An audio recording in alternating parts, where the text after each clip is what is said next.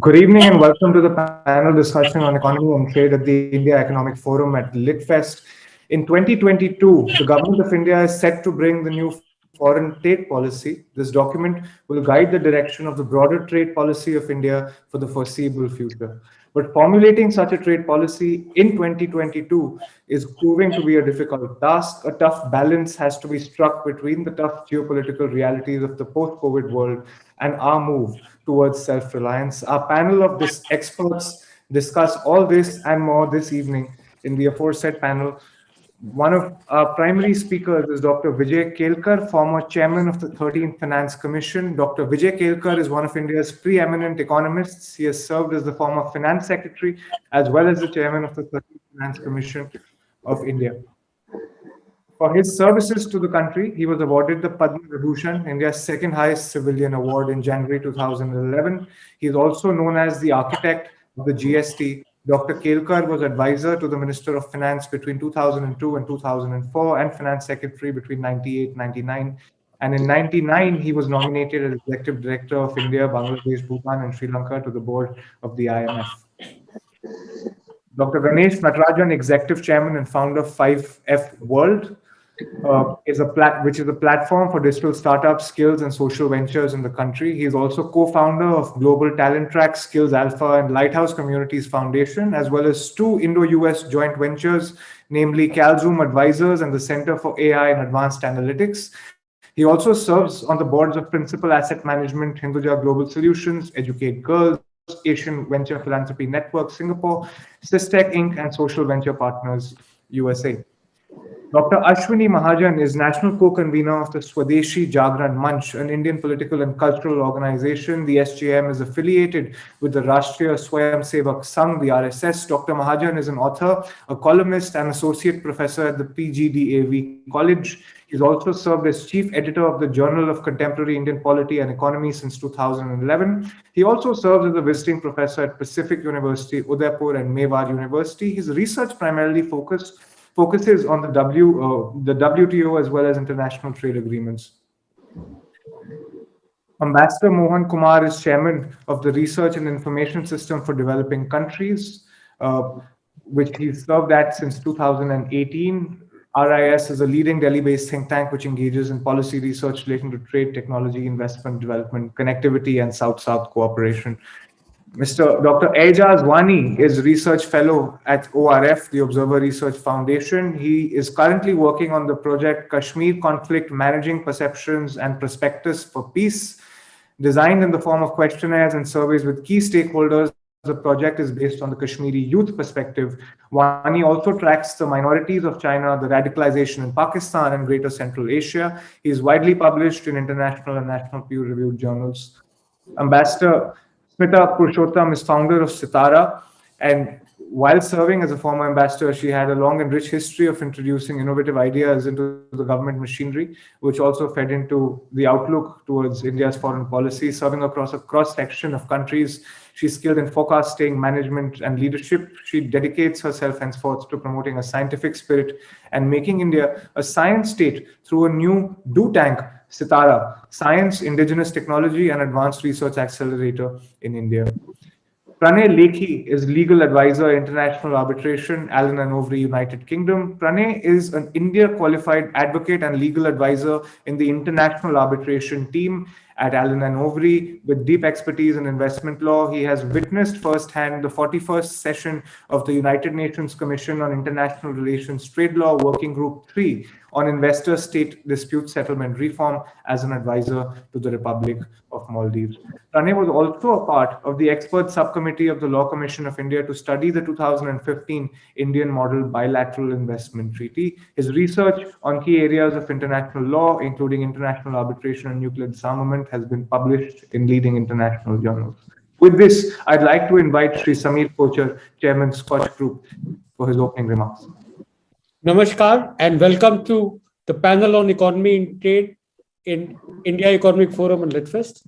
While Rohan did introduce Dr. Vijay Kelkar, I'd like to say additional 2 lines that he's been a friend, philosopher, and guide for me for years.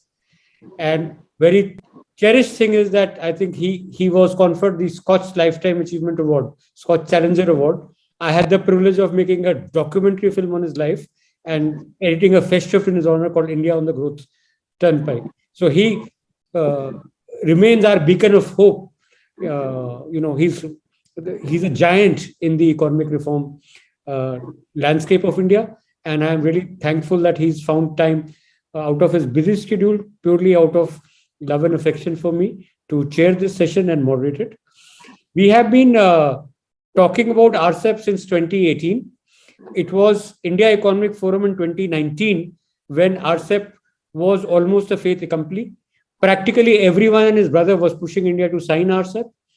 The only opposition, people who could stand up and say, no, this is not good for India, it was led by Ashwini Mahajan. And right flanking him was Smita Purushottam of Sitara and Samir Kuchar of SKOCH. And suddenly, while no one expected, the Honorable Prime Minister went there and he said, no, we are not going to sign this deal. So I think it took the entire country by surprise. The only people who were not surprised was possibly the three of us, because we understand very well as to where his thinking comes from. However, 2 years have passed since, after November 2019, since the Honorable PM said that we are not going to sign RCEP. The geopolitical situation today has changed somewhat.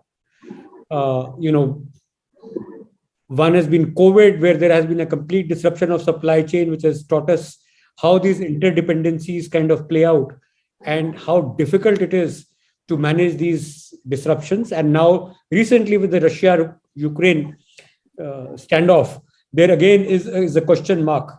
And however much we say that we should look at it long term and medium term, let's not look at it short term.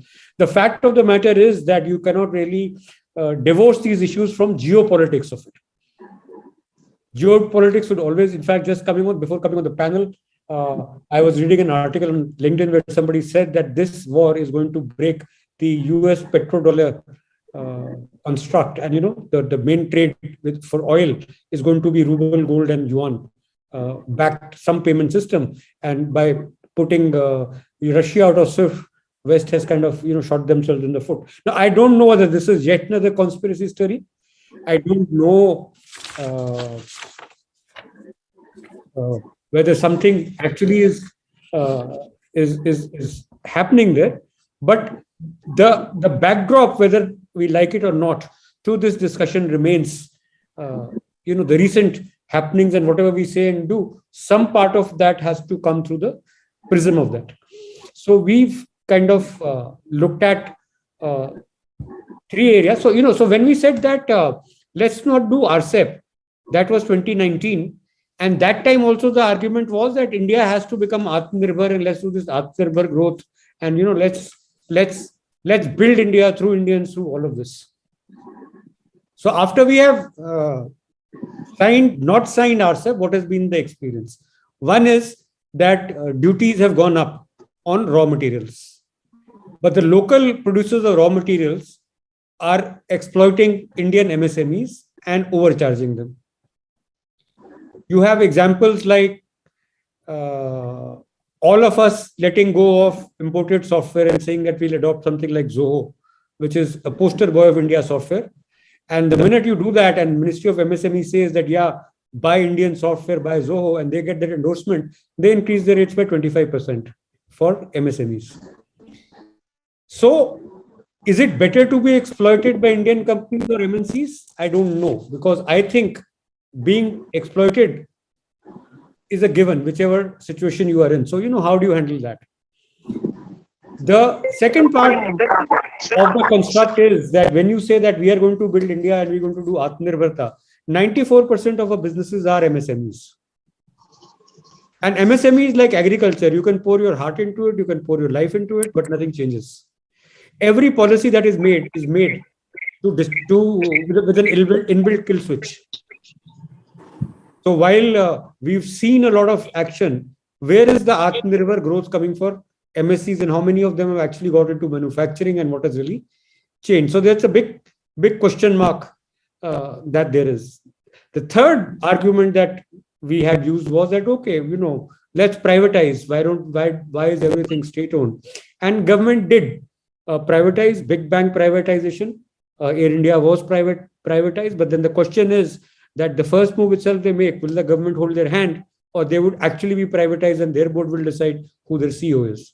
So there are a lot of questions. So I am saying that Smita ji just before this asked me, why are we revisiting this RCEP thing? And I said, I am revisiting it because there are valid questions that are being raised in 2019 November. Today we are in 2022. Some time has elapsed. So what has changed? When we say Atmanirbhar Bharat and change in policy and proactive action, have we been able to do anything beyond lip service on that? So that's one part of the argument. The second part of the argument, of course, is a wonderful book that was jointly authored by Dr. Vijay Kelkar, by Ganesh Natarajan, and several others, which was published by International Pune International Center, and it was Rising Up to the China Challenge. And the whole book argued that do we really have to fight? Can we not kind of give growth and cooperate, and do we really have to fight China? And so his entire argument was that maybe we should look at working closely with them, cooperating with them. So there is another path. And if you look at Dr. Ranade, who was one of his co-authors, also feels that perhaps time has come to re-examine our decision on RCEP. Then there is the question of the geopolitical thing, as I talked about. So there are many dimensions to this issue. It's a very vast issue, and actually nothing is less important than the other. And in that context, I had invited Dr. Vijay Kelkar because he's got the gravitas to add the least, because I think this is going to be a highly polarized discussion. Unlike all the other discussions that we've had in India Economic Forum so far, that we have been able to build some form of consensus. So yesterday I was joking with Saibal Dasgupta, saying that since you are from the press, so you are the third pillar. And so maybe, you have the most centrist of views, right? So at the end of it, you could help us come together as to, okay, so this is a common minimum program. At least there's a consensus. At least we should agree on something. And Ashwini ji is very happy to agree to disagree as a consensus. So this is where we are. The way this program is structured, we are going to do it in 3 rounds. Round 1 is going to be articulating the problem statement. So each round will have 30 minutes. The problem statement is, when we say economy and trade, do we really need to look at trade? Why are we revisiting trade? What is it that is lacking today?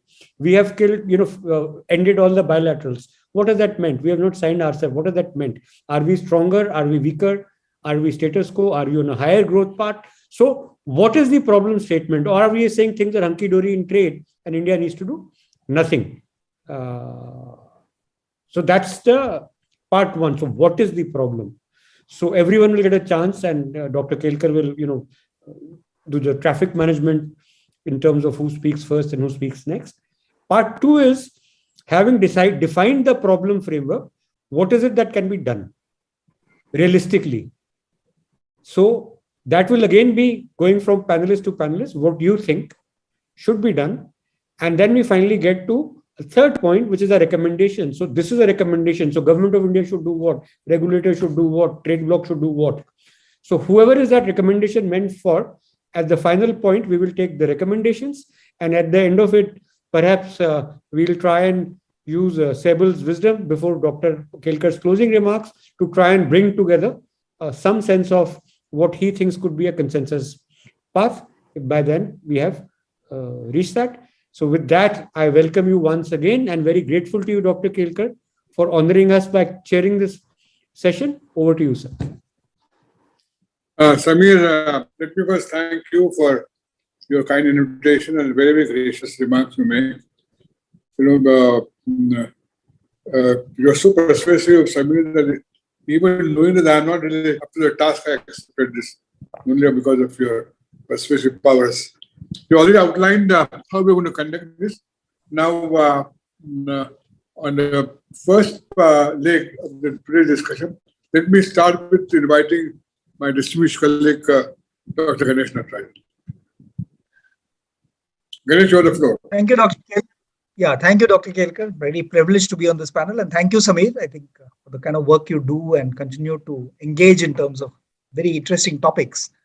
I'll just take off from what you mentioned. I mean, when we wrote this book on facing up to the China challenge, the logic was not confrontation. The logic was not partnership either. But we all felt, I mean, if you look at the history of China and India, we all know that there was a time not so long ago when China and India were comparable. And between the two of us, we literally had a major share of the world economy. But over a period of time, while China, of course, through some very interesting policies and moving the agrarian worker to industrial society, they managed to reach $14 trillion in GDP, while we were still stuck at about 3 trillion. So one, I mean, when the book argues that there are three dimensions to any progress for India. And the first, of course, is that, I mean, very active on the economic front, which is where I come in, because I'm really a student of the economy, apart from having been part of manufacturing and information technology forever.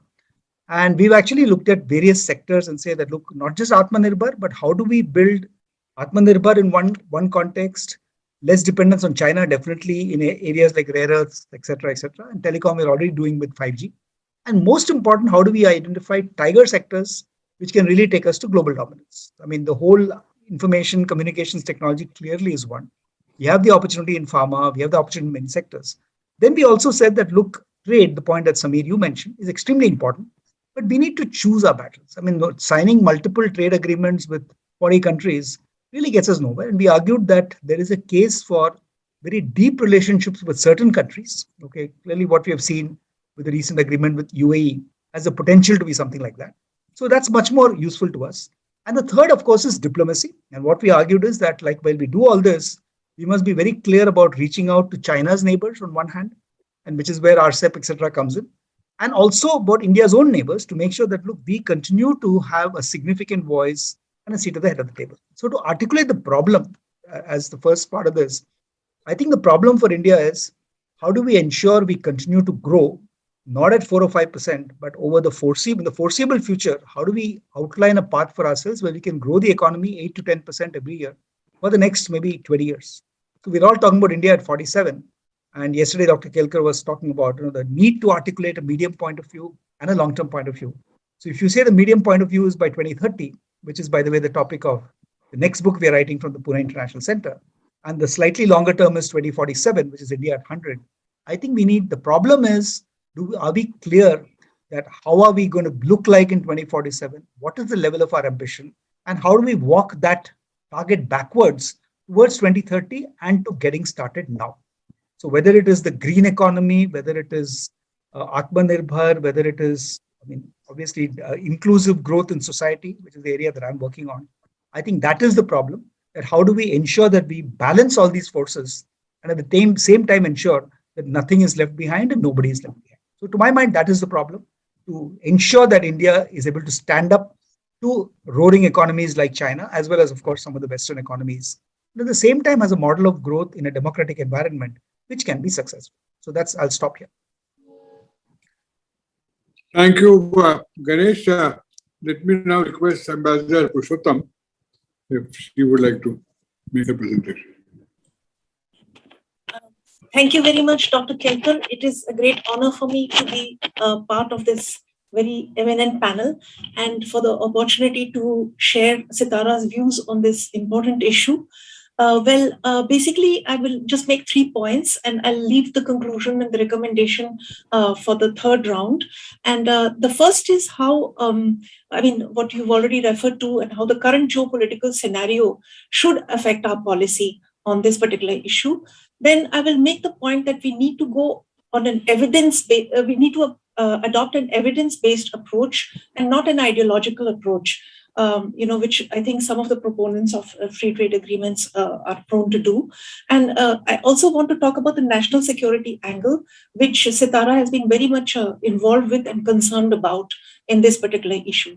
So, and as I said, I'll follow up with the recommendation in the third round. So first of all, the geopolitical angle, it's very clear to us that it's a very dangerous and unprecedented situation with one decoupling already ongoing between the United States and China, pretty successful in the semiconductor area, but a very unprecedented and massive decoupling going on between the entire West and Russia. And simultaneously, we're seeing the weaponization of trade and financial instruments to a degree that should give us pause. Secondly, regarding evidence-based approach, we have, great research done by Dr. Smita Francis and people like her, which show that every FTA that we have signed has led to a collapse of our electronics industry. Now, I think we'll all agree that this electronics, which is part of information and communications technologies, is the foundational critical infrastructure sector of our country. And we cannot afford to have it completely taken over by foreigners. I won't go too long into what we found, how the Chinese have penetrated our networks. So we feel that, and we took this up on national security grounds, which is actually my third point, but I'll just refer to it briefly here, that China had got control of our communications networks to a great degree, penetrated power grid, penetrated BSNL, all sensitive government communications were being carried there. So we carried out a campaign, we went to the National Security Council Secretariat, etc. So government, we feel, did the right thing by not joining RCP, because the simple thing about RCP, which Smita Francis has pointed out, is that we already have free trade agreements with the key members, ASEAN, Japan, South Korea, and we've suffered a lot because of that, and because we joined the ITA 1, China held off joining it until it became strong enough to withstand the competition. And thenceforth, China has already got a route. It's rerouting a lot of exports through ASEAN. Thenceforth, we would have just basically advantaged China by joining the RCP. So we felt that that was strategically and from national security angle not at all in India's interests. And one of the most important things about FTAs, and the most dangerous aspect, is that it includes government procurement. With government procurement being of the order of around $500 billion per year, we've been gifting this entire amount to foreign companies which have penetrated our procurement system, and they've got a stranglehold on it.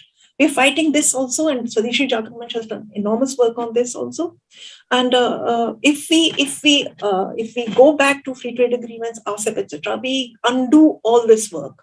We bring a very powerful country which will undermine our national security, and the free trade agreement will override all national security considerations. In fact, these free trade agreements are more like free pass agreements, and we can go into that a little later. I mean, it has shrunk our policy space to a great extent. I've got some figures on FDI, for example, in electronics industry, which is really shocking how low it is. So, regarding national security, China is not the only security threat. Security threat, because we've been studying cybersecurity, emanates from a whole lot of other sources, including the United States, the internet platforms, and therefore, and the huge amount of surveillance that intelligence agencies are conducting, the data they're gathering, which can be weaponized against us, which is being weaponized in various contexts. And therefore, we need to firewall our ICT ecosystem. And this will be impossible if we join an FTA. We need to put national security above everything. Now, I concede and absolutely agree and would like to work to make India a competitive economy. And our recommendation to improve the R&D intensity of our economy is in that direction, but I'll go into greater detail in that in the third round. Thank you so much. Thank you, Ambassador. May I now request Dr. Mahajan to share his views? Thank you, Dr. Vijay Kelkar ji. In fact, it's really an honor to be in this panel with you. I endorse whatever Ambassador Smita Purushottam ji had said on the national security issue. And I would request you to kindly see, because our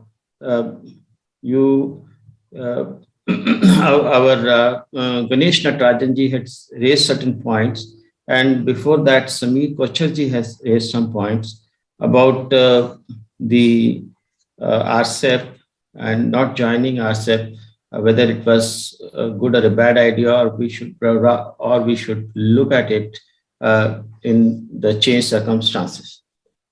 तो मेरा यहाँ निवेदन यह है कि हमें अपनी समस्या को समझना पड़ेगा, जैसा कि आपने शुरू में ही कहा कि समस्या क्या है।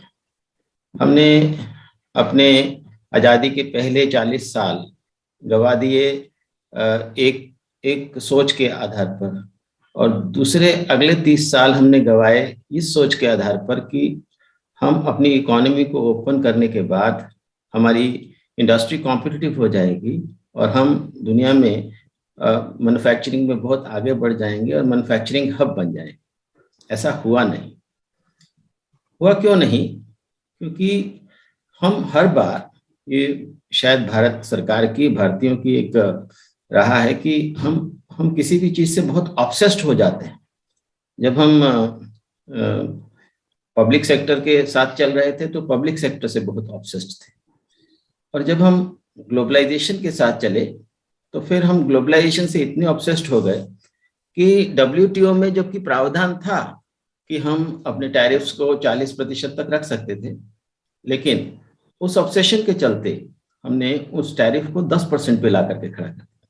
हमने ये भी नहीं देखा कि चीन से लगातार डंपिंग हो रही है, हमारे उद्योगों को खत्म करने का प्रयास हो रहा है। मैं आपको एक उदाहरण के नाते बताता हूँ, एपीआई का।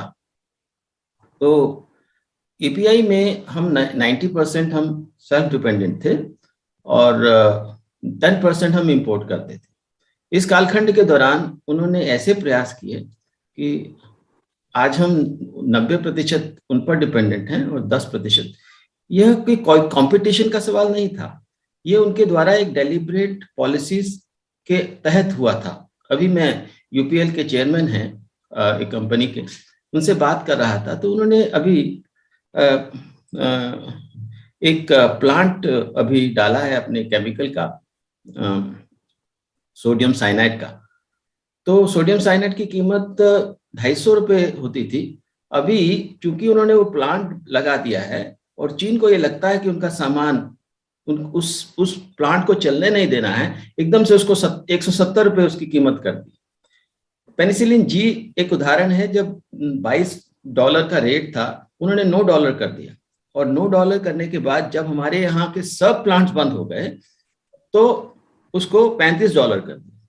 तो हमें इस बात को समझना होगा कि हम कॉपरेशन से, कंपटीशन से, आरसेप करके हम उस कंपटीशन से डरते नहीं हैं, लेकिन उसके आधार पर जो ग्लोबलाइजेशन के नाम पर अनफेयर ट्रेड होती है, उसको तो हमें समझना पड़ेगा। और आज जब हम आत्मनिर्भर भारत की बात कर रहे हैं तो उन सब चीजों को अंडू करने का प्रयास कर रहे हैं। जो हमारे से गलतियां हो गई 30 साल में, उसको अंडू तो करना पड़ेगा ना। और अगर हम अपनी इंडस्ट्री को रीबिल्ड नहीं करेंगे, और आरसेप इज नॉट अबाउट मैं समीर जी आपसे बताना चाहूंगा, आरसेप केवल ये नहीं है कि आज जो हमारे स्मॉल स्केल इंडस्ट्री के लिए रॉ मटेरियल महंगा हो गया है। यस, जहां जहां ये महंगा हुआ है और हमारे जो डोमेस्टिक इंडस्ट्री है उसको एक्सप्लॉइट कर रही है, ये मोनोपोलाइज कर रही है, उसको ठीक करने की जरूरत है। अभी मेरी बात हुई है मिनिस्ट्री ऑफ स्टील में कि कैसे एक टिन का इंपोर्ट एकदम से बैन कर दिया गया, जो उसके कारण हमारे स्मॉल स्केल इंडस्ट्री को नुकसान हुआ। उसको हम समाधान कर सकते हैं, जहां जहां समस्याएं हैं उसका समाधान करते हुए। लेकिन जरूरत इस बात की है कि जो मैन्युफैक्चरिंग हम 15% से 25% तक लाना चाहते हैं, जो हम अपने देश में, आप समझते हैं कि एम्प्लॉयमेंट जनरेशन केवल मैन्युफैक्चरिंग के माध्यम से हो सकता है। मैन्युफैक्चरिंग अगर हम आगे बढ़ेंगे, और उसके लिए जो आज चूंकि WTO कमजोर हुआ है, हम इस बात से खुश हैं कि WTO कमजोर है, और उस कमजोरी के कारण आज हम जो PLI स्कीम ला पा रहे हैं, नहीं तो वहीं WTO में ही उसको रिजेक्ट कर दिया जाता। प्रोडक्शन लिंक्ड इंसेंटिव स्कीम्स के माध्यम से, टैरिफ्स बढ़ाने के माध्यम से, जो कि with in the WTO limits हैं। ऐसे सब तरीके से हम एक बार फिर से अपने देश में मैन्युफैक्चरिंग को वापस लाना चाहते हैं। और आरसेप हमने इसलिए केवल नहीं किया कि हम चाइना से डरते थे, आरसेप हमने केवल इसलिए नहीं किया कि इसलिए मना नहीं किया कि हम किसी एक क्षेत्र में या दूसरे क्षेत्र की बात कर रहे थे। आरसेप हम बहुत सारे कारणों से नहीं किया, उसमें डेयरी एक बहुत बड़ा फैक्टर था। तो अगर आज हम आरसेप के बारे में दोबारा सोचेंगे तो क्या हम उन 10 करोड़ लोगों को छोड़ देंगे कि जो लोग डेयरी में लगे हुए हैं, उनकी एम्प्लॉयमेंट को हम कैसे फोरगो कर सकते हैं, उसके बारे में हमें विचार करना पड़ेगा। मुझे लगता है कि अभी जो समस्या के बारे में आपने कहा कि समस्या आज हमारी मैन्युफैक्चरिंग को आगे बढ़ाने की है, हमारे ऑलरेडी जो ट्रेडिशनल ऑक्यूपेशन है उनको बचाने की है, और इस देश को मैन्युफैक्चरिंग हब बनाने के लिए जो जो प्रयास हम कर सकते हैं उसकी है। और सबसे बड़ी बात है रोजगार बढ़ाने की है, उद्यमिता विकास की है। लघु उद्योगों को, स्मॉल और कुटीर उद्योगों को और आगे बढ़ाने की जरूरत होगी।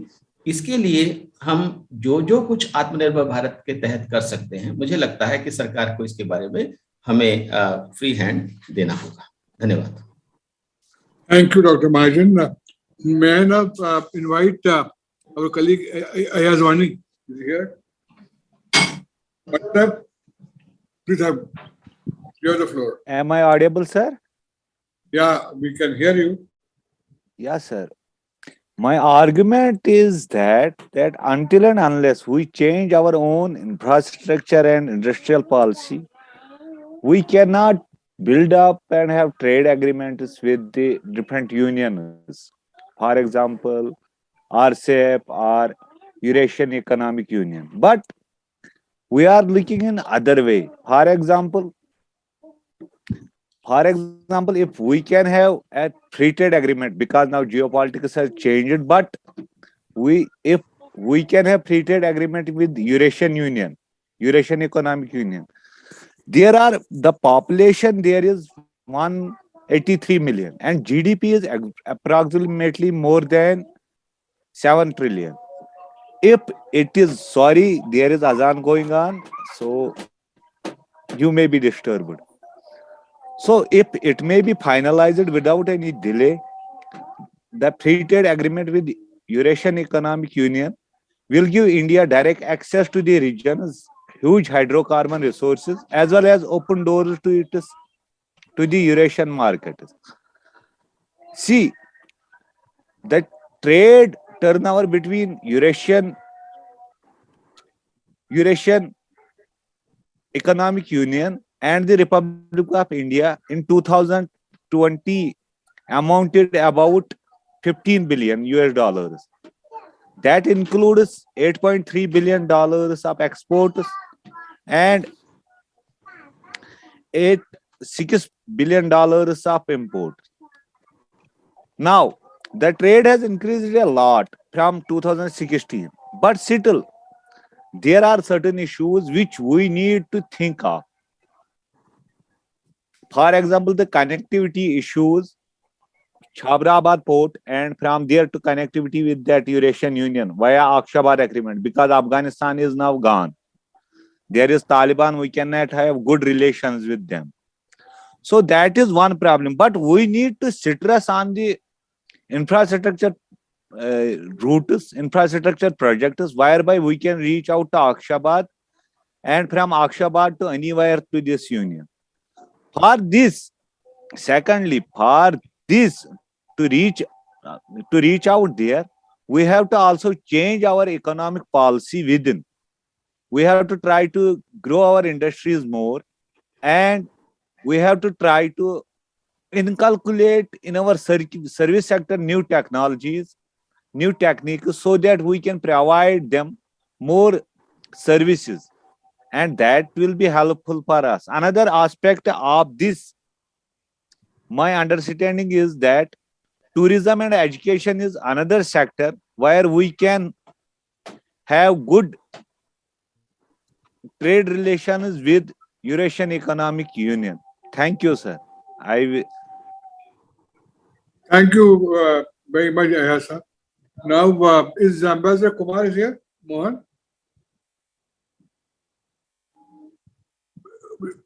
We can hear you, Samir. Sir, he's unable to join today.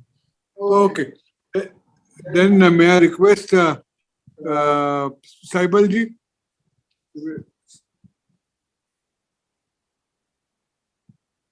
You have to unmute, Dr. Saab.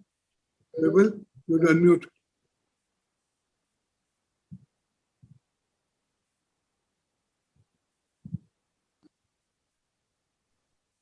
Yeah. Am I audible? Thank you. Yeah, no, you're. Thank you. Thank you, Kelkar sir. Basically, talking about the problem, I think we are in the business, we have been in the business of sitting and judging whether we should give our business to foreigners or not, and why should we let foreigners take away our business, our markets. But there are two things. Why have we not concentrated on growing ourselves? You see, take the example of a small scale industry. The guy who sets up a small company, the last thing he thinks is foreign trade. He is never thinking of selling it to Russia or to America or to China or to Germany. Even that concept, even that thought is not there in India. He's only thinking, he's not even thinking of selling, a guy in Odisha is not thinking of selling it to Bengal. He's only thinking of selling it to the next district. So the guy in Cuttack is only thinking of selling to Bhubaneswar at the most, no more. So do we have that kind of thinking? Do we have, and the big problem that we have, and this is what we saw in the pandemic also, we produce nearly half of what we require, sometimes even less. We did not even have sufficient, leave aside medicines, we did not have sufficient oxygen cylinders. So you see, we don't think big, we are thinking so small.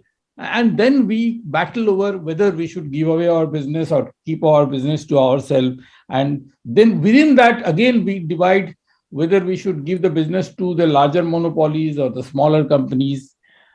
But the whole focus on growth is never there, from the lowest level to the highest level. So can we for once focus on growth? That is one. Second, you see, the question about weaponization of data. There is so much weaponization that is possible that we have to be careful about, which is why Atmanirbhar is a brilliant, fantastic idea, provided we do it and not make it a slogan. For example, APIs that we import, 70% of our APIs for the pharma industry comes from only one country, China. Now, it is a weapon. It is a weapon not just for political reasons, but also because of reasons like pandemic. During pandemic times, China was, not possible for China to supply all the APIs that our pharma companies needed. So this, you see, we are sitting on a set of uncertainty when it comes to APIs that can be weaponized. Look at the IT industry. Almost every IT company that we have is connected to the West, mostly to the US. And what are we doing? We are consuming IT products from the US, all of us. We have not come up with an Indian replica of anything, not even social media. Today, WhatsApp, Twitter, Facebook, and you may even ask me what is the need to do it. But so many countries have their own Facebook, have their own WhatsApp, have their own Twitter. Even our e-commerce companies that we have, a few of them, are heavily funded by foreign companies, like Flipkart, or Amazon is completely foreign company. So what Atmanirbhar are we talking about? Can anybody name 5 major softwares that the world is buying which has come from India? No. And we are supposed to be a software country. No, we are not producing original software at all. Our companies are only developing, so-called developers, using software produced in other countries. So the point here is this: are we going at a large speed? Number one. Are we thinking big? Number two.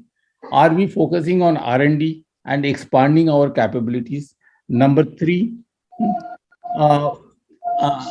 Why are we more concentrated in dividing what we have rather than expanding it? So this is basically the issue. The issue is growth. Once that, you see, when you don't have things, there is a whole question of dividing and supplying comes in. The whole point is about growth. Can we grow for once? That is my main focus. There is the other issue about weaponization, which I mentioned. we have to do a very close non-government analysis on and a very open-minded analysis on what is lacking. What are the areas? I was listening to television, and a lady who manufactures a certain kind of product was on one of the channels, and she said that she is buying a certain kind of an alloy which is used as a paint on her machine. But that alloy may be just about 2%, which she gets from China. But even if it's 2%, that alloy keeps the whole motor cool. And it is very essential for that. So it is just 2% from China, but that is very essential. So there are a whole lot of things that can easily be developed in India. But you see, it is not as if the government can do everything. Government cannot. The industry has to pick up the tab. The government, I think in 2020, identified 38 APIs that India can produce and replace our imports. But the government did not give a time frame to these companies. Government had a meeting with all the major pharma companies, did not give them a time frame. They have to be given a time frame. They have to be, if necessary, they have to be pressurized, because you are talking about national security. This is national security. The whole country depends on your medicines. Just 20 or 25 major companies, the whole country depends on your medicines. This is national security. So the R&D should be made compulsory. A certain portion of the profit should be kept out, should be earmarked for R&D. Whatever incentives are required should be given to them. But we have to go about Atmanirbhar in a more focused manner, not in the manner of sloganeering. That's the main point I'm trying to make. Thank you. Thank you, sir. Is Priyanka Pandit also here? No, sir. Now it's Pranay. No, then I will now give the floor to our youngest member of this group, Pranay. Pranay, you have the floor. Thank you very much, Dr. Kelkar. It's a privilege to be on the same panel as you. It's been a pleasure hearing all the differing opinions on what everyone on this panel believes are the core issues that need to be addressed in order to ensure that the Indian growth story is not compromised. I think a common thread that has been going along everyone's views is that yes, Atmanirbhar Bharat is an important goal to focus on. However, there are different ways of achieving them. One would be by focusing on internal growth, emphasizing internal industrialization. Another way would be greater integration with the global framework. And the third, which Dr. Mahajan spoke about, was seeing India's growth story within the global framework for trade and investment. And that is the area that I would be focusing on in terms of the issues that I find in the current policy of Indian trade and investment. Now, essentially, as Dr. Mahajan very correctly pointed out, the WTO framework gives India enough of an opportunity to ensure that its interests are not subservient to anyone else's. By way of example, the doctrine of special and differential treatment of developing states vis-a-vis developed states is an essential aspect of the entire WTO framework. There's a reason why public stock holding post the Doha rounds of negotiations is still a sticking point, because I wouldn't use the word that the WTO framework is weak, but I think India has been able to leverage the WTO framework to its advantage by ensuring that certain issues such as public stock holding do not become issues of subsidies that are not allowed by the WTO framework. So one is that I completely agree that the WTO framework allows India the scope of ensuring that its interests are looked after.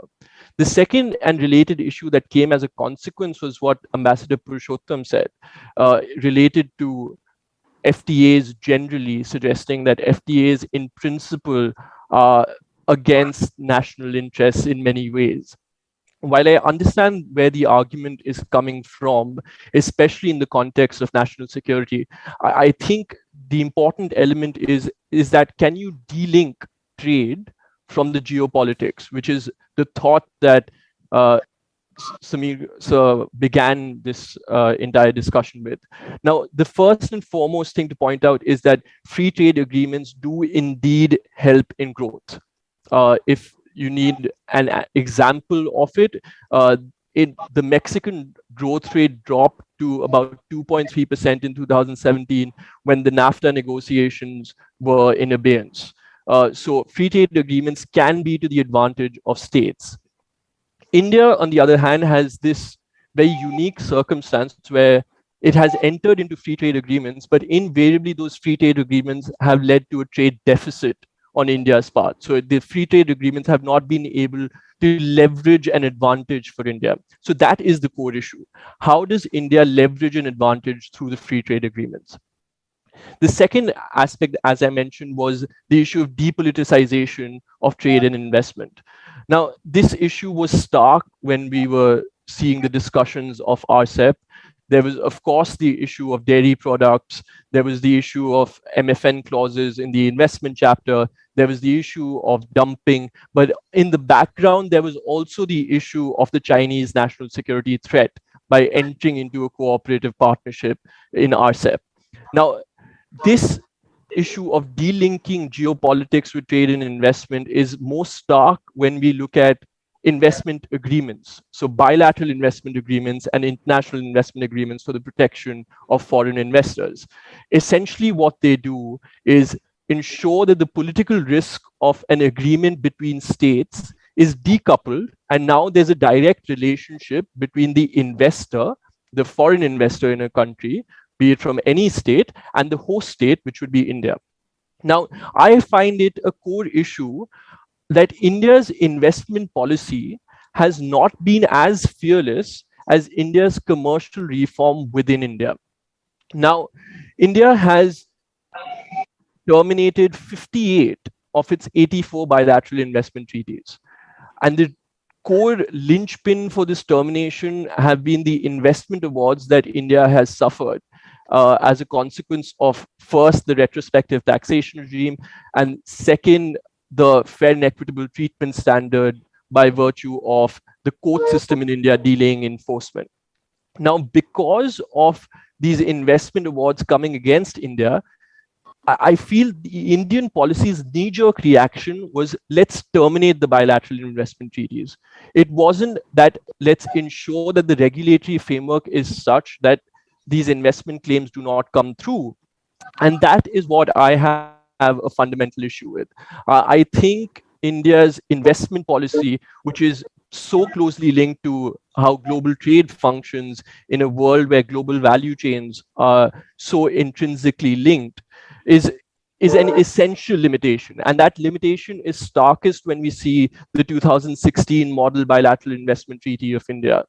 Since and I can engage with the limitations as we go on with this discussion, but I think just to flag that since the 2016 Model Bilateral Investment Treaty has been promulgated, India has only been able to engage in further bilateral investment treaties with states like Belarus, Kyrgyzstan, Taiwan, and Brazil. And by this public knowledge that we have, that they're also engaging in the discussions with Cambodia and Philippines. Of all these states, it is only Taiwan which is a net exporter of foreign investment. For all other states that India has entered into bilateral investment treaties with, India is the state and Indian nationals are the investors for these issues. And in this context, the Model Bilateral Investment Treaty, which reduces the sort of substantive protections that Indian investors can get abroad, is, in my opinion, a very strong limitation. So I think the core issue that is consistent amongst the panel is that, yes, India must evolve its internal structure. It must ensure that there's enough investment in the correct sectors, and it must do it within the global framework. The issue remains, how does India leverage this global framework to its advantage? Thank you very much, sir. Thank you very much. I think all our distinguished panelists have spoken on the first part of the challenge shown by Samir in our to us. So now we already, exactly, this is half, as I say, half time. We took about 50 minutes, now only 40 minutes left. So let's go to the second part, which really, to a second and third combined, namely now what are the solutions we can propose? We have all covered the problematic in their own ways, but I think we have to come out with some concrete policy proposals if you really want this discussion take us forward in terms of understanding. So I think I'm going to reverse the order because I'll give up go to Pranay first and give him the chance to quickly propose what he would consider the policies which India should adopt. Absolutely. Thank you very much, Dr. Kelkar. So I think what I have in mind is the reworking of Indian trade relationships akin to what happened with the NAFTA discussions between the United States of America, Mexico, and Canada, when there was a recognition that national interests need to be accommodated within the free trade framework. So the NAFTA was replaced by the USMCA recently. The USMCA identified certain core sectors where it felt that trade and investment should be focused on. These sectors were oil and gas, power generation, transportation, and the like. These were prioritized over other sectors in order to ensure that there is a level playing field between individuals and traders between the United States, Mexico, and Canada.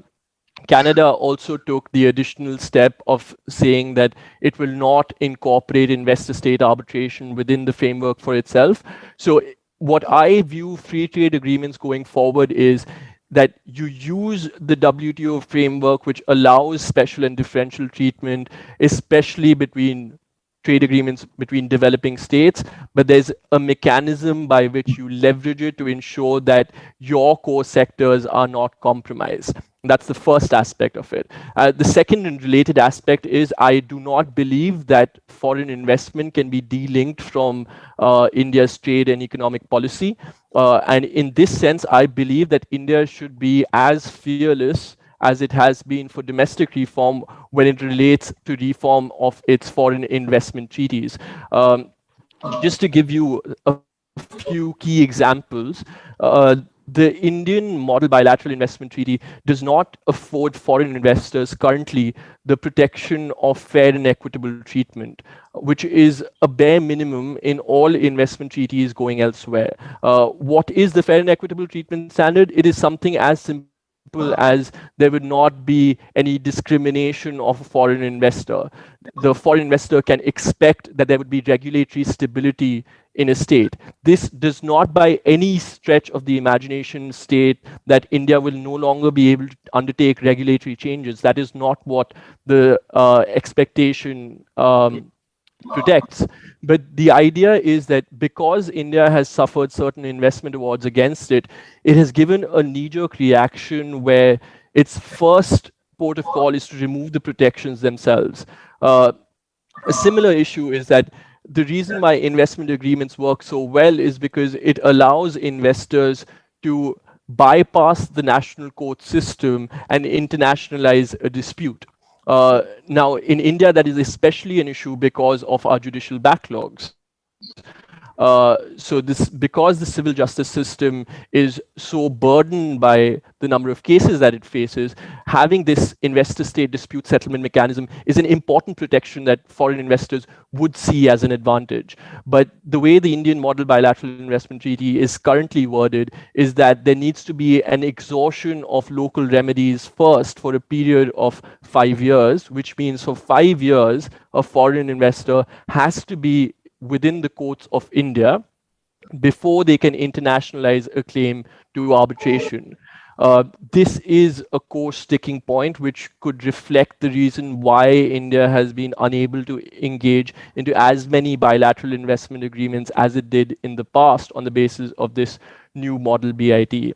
And second, and finally, the related issue is that India is also an exporter of foreign investment, which I think it is important for the policy to recognize that India is no longer only a recipient of investment and trade. It is in fact an important global player in sending out investment and commodities. And if there's a recognition of this aspect, that India is actually an exporter of foreign investment, India should allow more robust protections for Indian investors going abroad, which would again strengthen the Indian position in global trade. So those were the things that I think that India can look at going forward, and I'm looking forward to hearing the views of everyone else. Pranay, thank you for very constructive proposals. Next floor I'll give to Ambassador Purushottam, if you have any concrete proposals to make. You don't unmute, Smita. Sorry. Yes, Mr. Lekhi had a lot of very, very constructive suggestions to make. And yes, it's true that India is now going abroad and we are investing a lot abroad, which is a very positive thing, because I was just looking at what a very famous economist, Thomas Piketty, had said.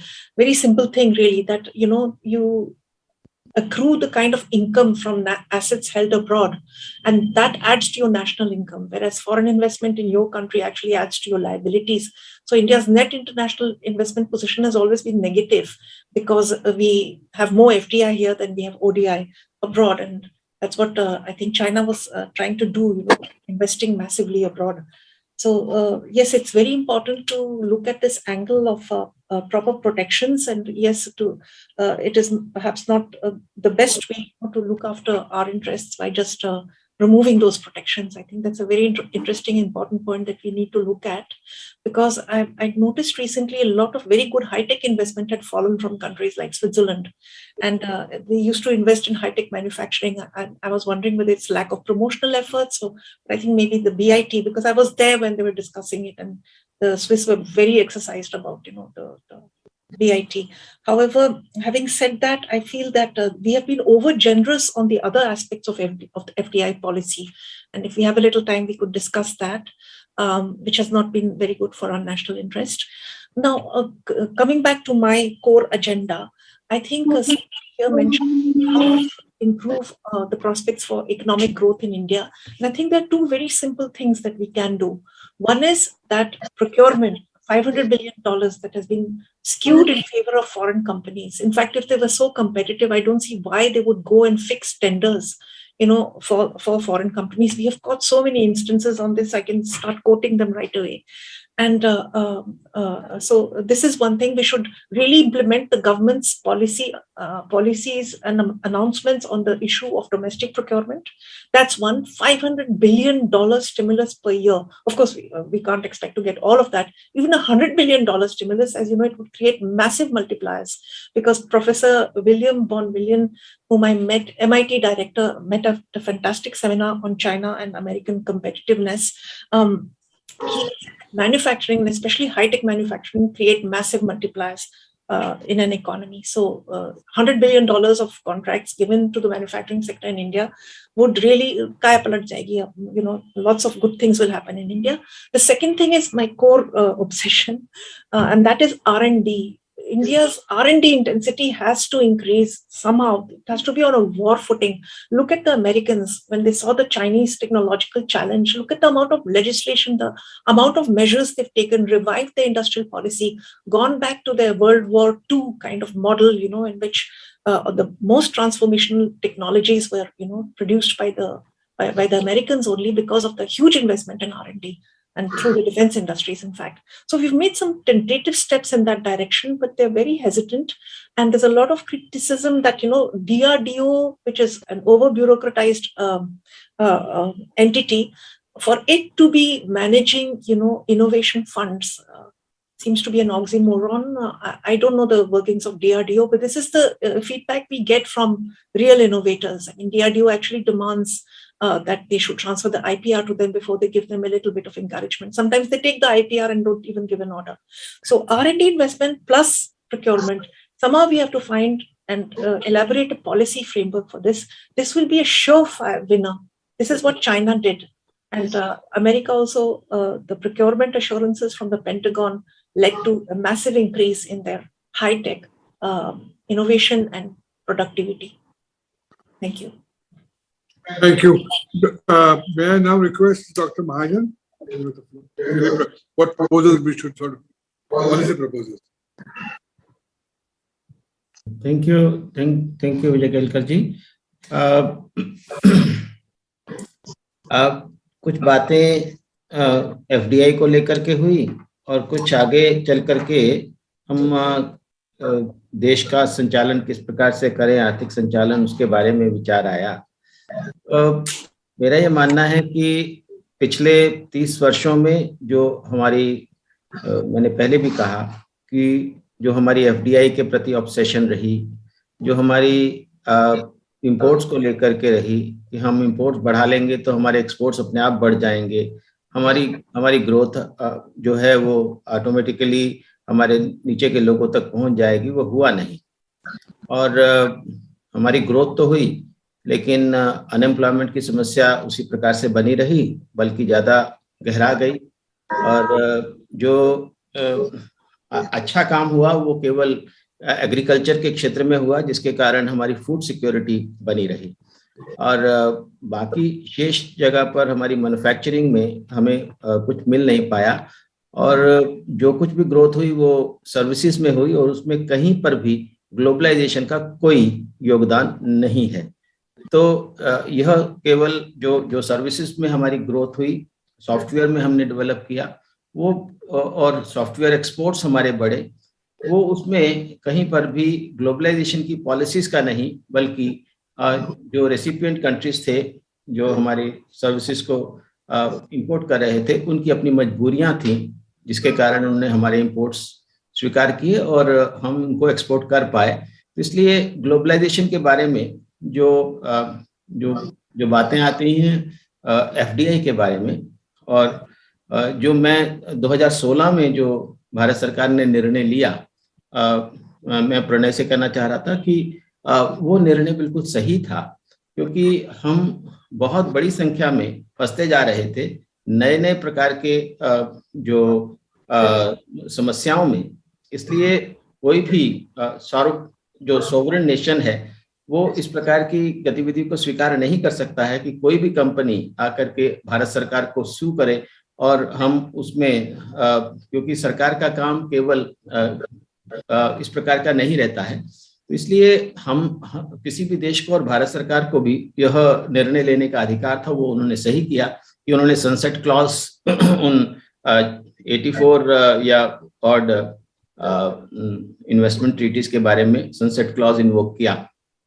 मेरा यहाँ कहना है कि FDI का हम विरोध करने की कोई जरूरत नहीं है, लेकिन एफडीआई कहाँ चाहिए, कितनी चाहिए और किन शर्तों पर चाहिए, उसका निर्णय हमें स्वयं करना पड़ेगा।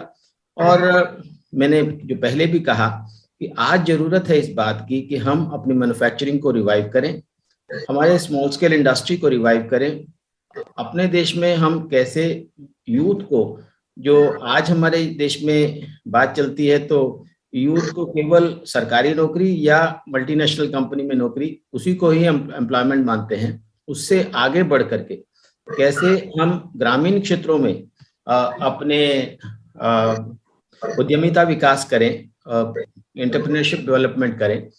ग्रामीण क्षेत्रों में हम कैसे जो गैर कृषि जो कृषि से सहायक उद्योग हैं वो चला सकें। बहुत सारे अवसर हैं उसमें, लेकिन हमारी जो ऑब्सेशन रहा केवल और केवल हम एफडीआई, इंपोर्ट्स और तमाम चीज़ों के बारे में हम गांवों की तरफ ध्यान नहीं दे पाए। और जो हमारे अर्थशास्त्रियों का, जो मेन स्ट्रीम इकोनॉमिस्ट थे, उनका हमेशा से ये रहा कि गांवों से कुछ नहीं हो सकता है, गांवों से लोगों को बाहर लेकर के जाना पड़ेगा। मुझे लगता है कि वो सोच गलत थी, वो गलत प्रूफ भी हुई, क्योंकि जब हमने कोविड के समय में देखा कि कैसे लोगों को वापस जाना पड़ा और उनकी क्या हालात थे, उससे समझ में आता है कि जो हमारी माइग्रेशन की पॉलिसी थी वो ठीक प्रकार से काम नहीं की। अंत में मैं एक बात कहूंगा कि ये जो बात आ रही है कि वर्तमान में जो जियोपॉलिटिकल सिचुएशंस आ रही हैं, क्या हमें उसके कारण कुछ अपनी नीति को में बदलाव करना चाहिए। मुझे लगता है कि वो आज की जियोपॉलिटिकल सिचुएशन यह इस बात को इंगित कर रही है कि हमें आत्मनिर्भरता की तरफ आगे बढ़ना ही होगा। हर चीज में आत्मनिर्भरता करनी पड़ेगी, हमें अपने पेमेंट सिस्टम में आत्मनिर्भरता करनी पड़ेगी, हमें अपने उद्योगों में आत्मनिर्भरता करनी पड़ेगी, हमें अपनी कृषि में आत्मनिर्भरता करनी पड़ेगी। किसी भी प्रकार का किसी भी कंट्री पर डिपेंडेंस मुझे नहीं लगता कि वो समाधान दे सकता है। आज हमने देखा कि अगर रूस हमें ये ऑफर कर रहा है कि हम सस्ता तेल उससे ले सकें, हमारे अंदर इतनी क्षमता होनी चाहिए पेमेंट सिस्टम्स के माध्यम से कि हम उसका सस्ता तेल को लाभ ले सकते हैं। उसी प्रकार से हम अपने देश की जो नीतियां हैं, किसी एक देश या किसी एक ब्लॉक के आधार पर नहीं, हम अपने नीतियां जो हैं वो जिसको हम कहें कि इंडिपेंडेंटली, स्वतंत्र रूप से उनको बना सकें, उनको चलाने की क्षमता हम अपने अंदर विकसित कर सकें। और उसके लिए जरूरी है कि चाहे वो सेमीकंडक्टर्स हैं, चाहे वो इलेक्ट्रॉनिक्स हैं, चाहे वो टेलीकॉम हैं। हमने उस समय जब टेलीकॉम में 5G का हुआवे का विरोध किया था तो बहुत सारे लोगों ने कहा था कि हम नई टेक्नोलॉजी का विरोध कर रहे हैं, लेकिन हमने देखा कि अगर हुआवे आ जाता तो उसके कारण हमारे देश में जो 5G है वो आगे डेवलप नहीं कर सकता। सितारा के नाते एम्बेसडर पुरुषोत्तम ने भी उसके लिए बहुत अच्छा प्रयास किया और उसके कारण आज हम देख रहे हैं कि हम अपना इंडिजीनियस 5G डेवलप करने की तरफ आगे बढ़ रहे हैं। मुझे लगता है यह एक उदाहरण है। इसी प्रकार के उदाहरणों को हमें खड़ा करना पड़ेगा अपने देश को आगे बढ़ाने के लिए। बस, धन्यवाद। Thank you Ashwini ji. May I now request Dr. Natarajan to share his proposals? Oh, sure, Dr. Gil. Yeah, just a few thoughts. One is, listening to Ashwini जी, आपने जो कहा मैं बिल्कुल सहमत हूँ आपके जो विचार हैं, क्योंकि काफी हद तक बहुत जैसे मैन्युफैक्चरिंग की बात की थी आपने, वो बिल्कुल करना चाहिए। And I think Smita also said that this is really high-tech manufacturing that will be the future for India. But I want to make 2 or 3 points. One is, if you don't count the problems but count what we have achieved, one is of course the vaccination drive. I think for a country as large as India, to do what we have done in vaccinations, including the production of both vaccines, has been absolutely amazing. So it just shows the resilience of the economy and the capability of the pharma sector. So that's one. Second, of course, I think Saibal also mentioned the IT sector. And I've been part of this sector for the last 20 years. And a lot of people think that, oh, this was private enterprise and it was TCS and Infosys who did it. But this has been a very phenomenal example of extremely good collaboration between government and the IT sector. I mean, I still remember talking to the then Secretary of the Department of Electronics, which is today MIT. And the vision with which they came up with the software technology park scheme, they enabled an entire industry to succeed. I'm not in agreement that we should not be importing stuff. So there is no point in developing hardware, which has already been developed extremely well by companies. So what the IT services sector showed was that if you ride on existing capabilities, do imports where required, at the same time build a $200 billion growth industry, that can be fabulous. The third point I want to make is the big opportunity in front of us. और अश्विनी जी आपने बिल्कुल सही कहा कि हमें ये नहीं कोशिश करनी कि चाहिए कि सब गांव से लोगों को निकाल के सिटीज में मूव करें, तो that will be excessive urbanization. But ये जरूर कोशिश करनी चाहिए कि how do we take a digital India kind of example. I mean, like all of you know, I mean, in the $5 trillion GDP that we are envisaging in a couple of years' time, $1 trillion will come from the digital economy. And if you take one stellar example that I think India has done better than the rest of the world, which we should build on as a pathway to the future, it is this whole area of digital India in terms of UPI. I mean, UPI and the whole payments ecosystem in India is second to none. And when you look at the payment system in other parts, so-called developed parts of the world, this is phenomenally better. So the India stack, the fact that so many payment entrepreneurs are coming through and larger entities like the State Bank of India, where I'm on the board, as well as the private banks are doing well, an example. And my belief is if you look at digital India, one pathway clearly is to create UPI kind of platforms for agriculture, where a whole ecosystem can collaborate, for employment, where the employment exchanges can come up all over India. So somebody sitting in Jharkhand will know where the opportunity is and can choose their jobs. The third, of course, is SMEs, because SME clusters must collaborate with OEMs as well as with themselves, and we have to make that happen. And last but not the least, even areas like innovation. I think Ambassador Purushottam very rightly mentioned that where we have lagged is in having significant R&D investments, and we have really lagged in innovation, enterprise, etc., etc. And that is an area where I think China has done extremely well, because if you look at artificial intelligence, which is going to drive many trillion dollars of new revenues to the various global economies, I think China has almost outstripped the US in terms of their investments, and we've not done enough. So I think augmentative technologies, extreme innovation, really looking at being a front runner. I mean, today we're talking about being net zero by 2070, but the opportunity to be a totally green economy as we grow, I think those are going to be very important pathways. Lastly, I must re-emphasize that our manufacturing sector as a percentage of GDP has been slipping steadily. And I don't think we can grow and provide employment for another 300 million people in this country if we don't substantially improve labor intensive manufacturing. Some people believe that we have missed the bus. I don't agree. But even if you look at just semiconductor manufacturing and high tech, that itself can create employment for many millions of people. And even what we see as, even from the State Bank of India board, when we look at the proposals coming in, a lot of labor intensive stuff happening in electronics, which will take forward. So electronics, pharma, automobile, where we're already dominating the whole EV space, the electric vehicle space, all these are opportunities. And like I started with by saying how we should compete with China, if you look at the pathways for the medium term of 2030 and the long term of 2047, I think making sure that we identify economic capabilities like we did in IT, boost them and have at least 5 or 6 champion sectors. And as was rightly said, not just depend on foreign investment, but also look at enabling Indian companies to grow and dominate first in India and in the world. I think that will be the true path. I am an absolute optimist. I believe we can do it. It just needs a strong focus and saying, let's get it done, because we owe it to our country to make it happen. Thank you, sir. Thank you very much. Vijay Kelkar, I would like to come in between for a while. Please. What I want to say here is that today we are capable enough in our technology, and obviously we have shown to the world in terms of payment technology and others that we can even stand in front of the West. If they try to bring in any sanctions, then we should be able to stand before them. And in fact, recently I have made a comment that our UPI system can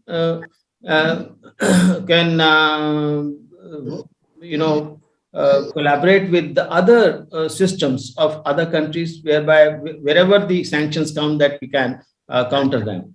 So our technological development is very important. R&D is very important, but that doesn't, in fact, requires us to change our tracks of Atmanirbhar Bharat. Thank you. Thank you. May I request now Dr. Vani, is there? Yes, sir. I am here. Am I audible, sir? Please. Yeah, we can hear. Yes, sir. India have from last 10 to 12 years done tremendous job. I can say wonderful job to take people out of poverty. However, India is still having the poorest families in the world. For example, the poorest 20% of the households earn only 4% of the total income. So India should also increase incentives to reduce poverty as well as to increase their income. One recommendation is that. Second is India should stress more on infrastructure and give fillip to innovation industries, which can obviously help us in manufacturing, like that in pharma sector.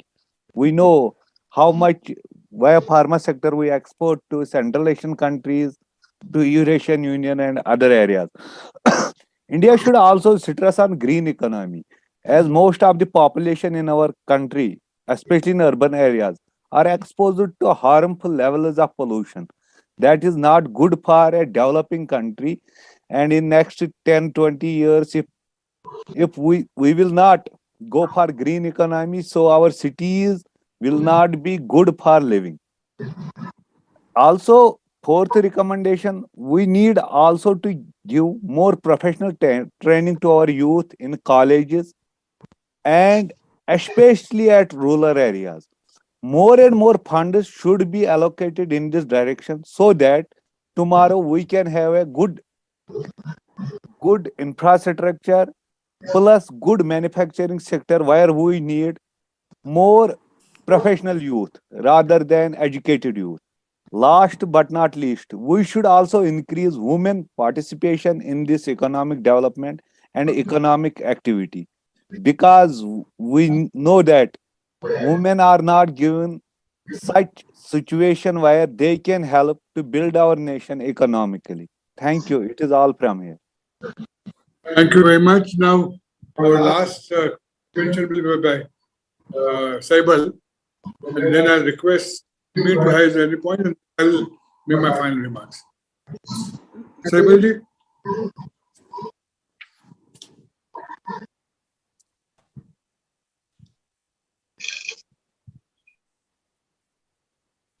आपको unmute करना पड़ेगा सैबल जी.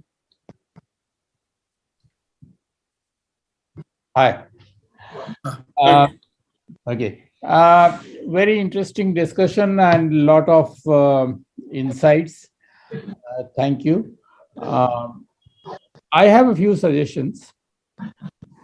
One is in all our discussions, we should not ignore a fact that the Ukraine invasion story is going to be there for a long, long time.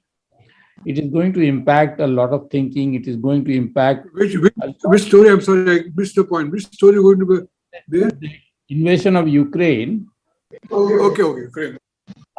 You cannot think as if it is an incident that has happened and it will go away. No, it will not, because the dynamics are changing and it will have a long-term effect. So one proposal that I am making, and I am told that the Ministry of Commerce is also thinking along those lines. I was only told today, is about the possibility of having an arrangement between ruble, rupee, and the renminbi.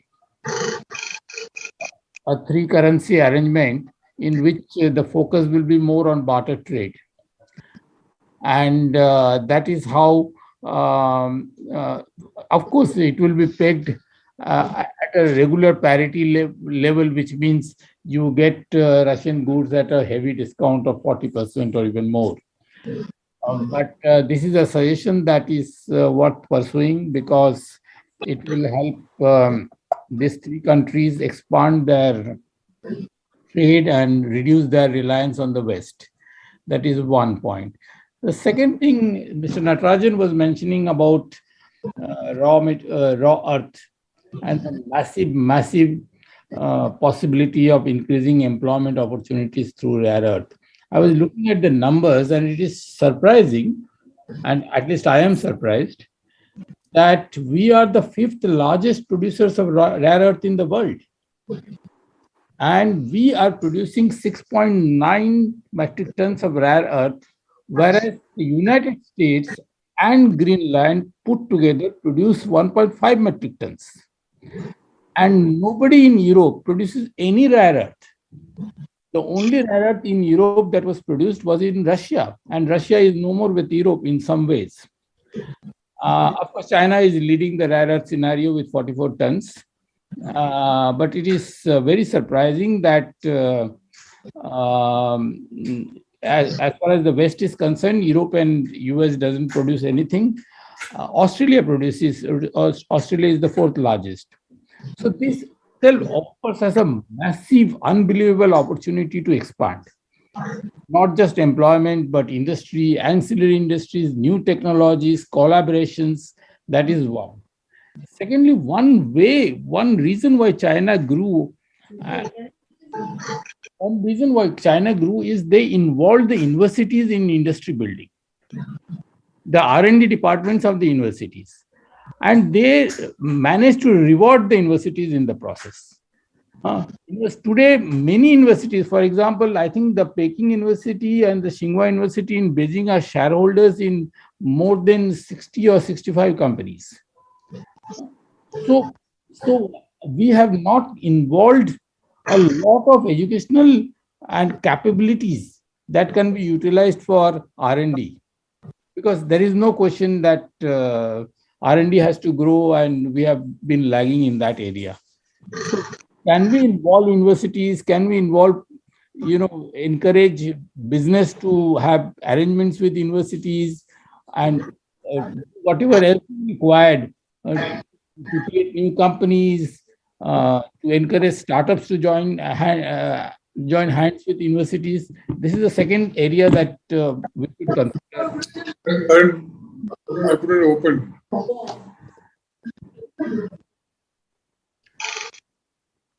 Hello? Yeah. Please continue. Yeah. Then, as I said earlier, that we need a very honest assessment of what are the areas that in which our import dependence is actually threatening our security.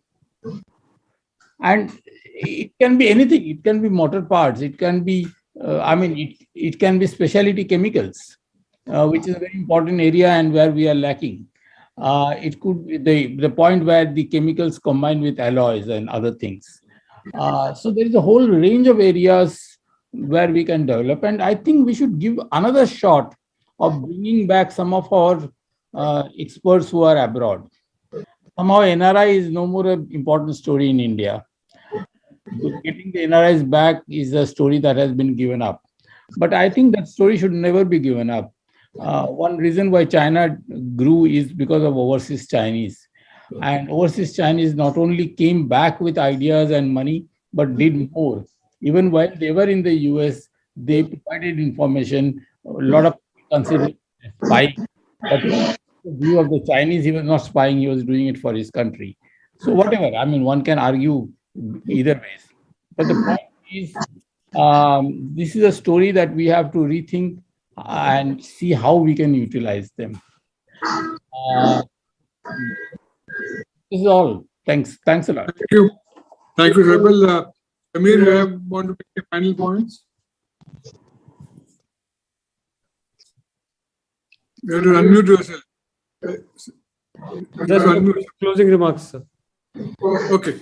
Now, let me first thank all the participants for extremely thoughtful and extensive proposals.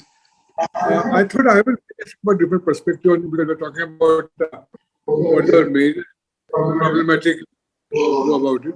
The way I see India is literally very, very poor in terms of natural resources, either land management or availability of water or availability of energy.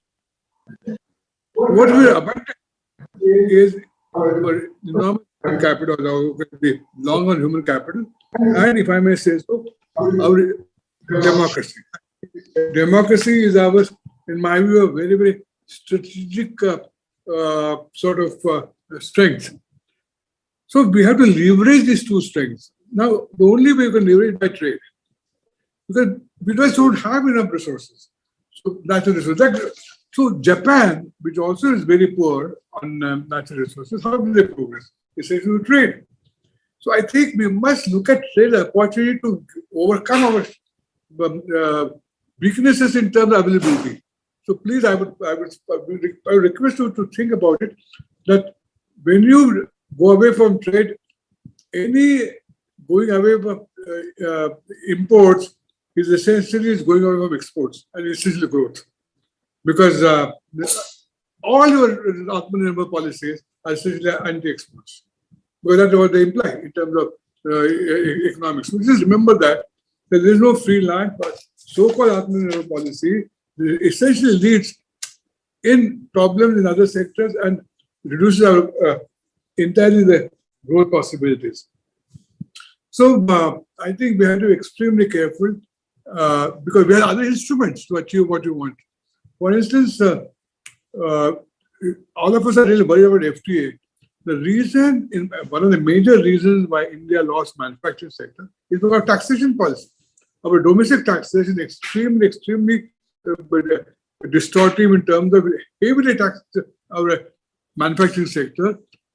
by which we could not export. Even today, our GST doesn't allow full reimbursement of tax to our exports. Naturally, export is non-competitive. So our problem is our internal tax policy, which is extremely anti-exports and anti-efficiency. So I think that's, I would argue, as a major problematic, rather than sort of we're just piling up, every budget is now piling up import tariffs, and which is just making our exports non-competitive and our economy non-competitive. So I think we have to think very carefully. Third issue is the institutions. I said myself that our democracy is a great strength in my view. But remember, I want to invite you what I learned from my mentor. He used to tell me, Vijay, closed economy leads to closed minds. Now, Atmanirbharta, which is closed economy, we are moving to model. I'm sorry to say, it will lead to closed minds in India. I think open is extremely important for ideas. Openness to ideas, then only India can grow. So I would urge that we have to think about the Atmanirbhar ending up on sort of closing our minds also, because if you're not open, openness is fundamental for, I think, growth in my view. And our institution has to be modernized. Take the example of our tariff commission. I'm just giving one example. If you're worried about dumping, have a very, very vibrant tariff commission like International Trade Commission in the United States. That will give you the most knowledge-based and predictable protection. But we are not doing that. We do arbitrary management. You know, Samir, India is the most egregious user of anti-dumping duties. Most egregious user, which completely creates, to pick up the Pranay's point, we lose credibility in our international arena because of our very, very arbitrary systems of anti-dumping, which can be avoided if you have better systems of governance. People are making the point of API. This is a very interesting point. You know, take the example of Huawei. Huawei set up R&D center in India 1997 because they knew India strength with highly technical manpower. There are 7,000 Indian engineers working in Huawei, producing one extremely high-level IP. What stopped Indian entrepreneurs from investing in China to produce API? Because they could have, it would have been produced by our, because as Professor Govardhan Mehta, India's most distinguished chemist, points out that these are extremely, they're not very sophisticated molecules. Indian industries will produce them, but required inputs are available in China cheaper. So because invested there, like what Huawei did, looking forward, 1997 they invested in India and they created R&D center because they knew India has this advantage. You could have done the same thing instead of sort of bringing down shutters, and now probably will make our even pharma industry non-competitive. I think we have to be a little more sort of different, more clever in what instrument we use. And entire experience last 2 centuries has been, a trade has been a handmaiden of growth. So please don't give up, don't commit harakiri by giving up the instrument of policy which will increase India's growth rate. Trade has been handmaiden. Take any country, China, Japan, all institution models, they use trade. Similarly, the latecomer like Germany, when it was competing with the 19th century, used trade. United States used trade. So trade has been the handmaiden of growth. So please, I would urge you to be very, very carefully that we are taking ourselves, denying ourselves some of the instruments, policy instruments, and losing out what is our strength, namely human capital. Because that we should valorize them, get value to them by through trade. So I think we had a very rich discussion. I know you can't solve India's problem in 90 minutes, but I thought I'll just share my sort of reflections. They're a little old-fashioned, but I'm afraid that only reflects my old knowledge, I suppose. I still sort of go back to Arthur Lewis, where it looks at how to transform India. I still think Sir Arthur Lewis' insights are still very valid, or insights of my old professor, Sukumat Chakrabarti, or even the old professors of Dhanar, Myrtle and others. They still, to me, sort of provide a better understanding to think how we should progress further. So I think we already exceeded by 5 more minutes. So I want to once again thank you all, and I give the floor and mic back to Rohan for taking this to conclusion. Thank you all. Thank you so very much for what I thought was an excellent panel with interventions that I'm sure will have far-reaching implications for India's foreign trade policy. But before we end, sir, I just wanted to, on a personal note, thank Dr. Vijay Kelkar, because, sir, the advice that you and ma'am had given me over lunch at Pune, I actually took it, and I'm a lawyer now. I dropped my PhD.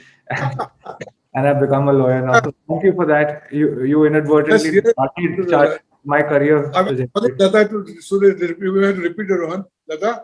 Ma'am, I was just telling sir the advice that the both of you had given over lunch. Please repeat, Rohan. नमस्कार ma'am, तो कैसे हैं? कैसे आप? प्रणाम, बहुत अच्छा हूँ, मैं बहुत अच्छा हूँ। मैं बस सर को यही बता रहा था कि उस दिन आपने लंच पे पुणे में जो मुझे सलाह दी थी, मैंने ले ली और मैंने पीएचडी छोड़ के वकालत कर ली। Wonderful. Oh. Very good. I hope you're happy. I am, ma'am. I am. I'm so very happy. Are we going to see you in Delhi? Are you in Delhi? Yes, ma'am, I am. I would love to drop by for a cup of coffee sometime. Good, Yes, good. we will come with us. He will be meeting us. Okay. Okay, great. Look forward to seeing you. Thank All you the very best. much. Thank you, Dr. Kelkar. Thank you, Mahajanji. Thank you, Smitaji. Thank you, Azaz. Thank you, Sebel. And thank you, Pranay. Very grateful for giving your time. Thank you.